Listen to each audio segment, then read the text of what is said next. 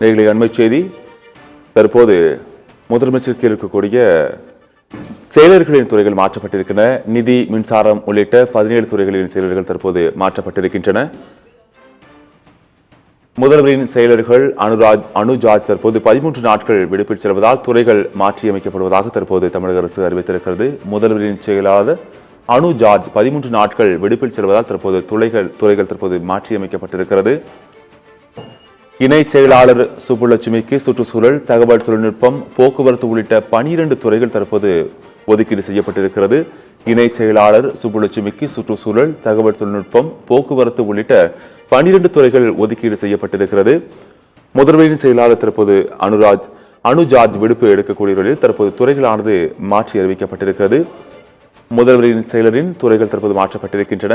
நிதி, மின்சாரம், உள்துறை உள்ளிட்ட 17 துறைகள் உமாபதி ஐஏஎஸ்ற்கு தற்போது ஒதுக்கீடு செய்யப்பட்டிருக்கிறது. நிதி, மின்சாரம், உள்துறை உள்ளிட்ட 17 துறைகள் உமாபதி ஐஏஎஸ்ற்கு ஒதுக்கீடு செய்யப்பட்டிருக்கிறது. முதல்வரின் செயலர்களின் துறைகள் தற்போது மாற்றம் செய்யப்பட்டிருக்கின்றன.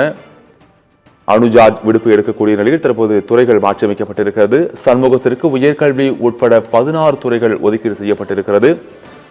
சண்முகத்திற்கு தற்போது உயர்கல்வி உள்பட 16 துறைகள் ஒதுக்கீடு செய்யப்பட்டிருக்கிறது.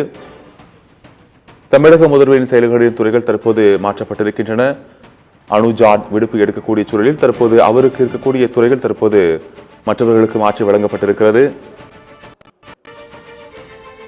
அனுஜார்ஜ் தற்போது 13 நாட்கள் விடுப்பு எடுக்கக்கூடிய சூழலில் அவரிடமிருந்த துறைகள் தற்போது மற்றவரிடம் மாற்றி வழங்கப்பட்டிருக்கிறது.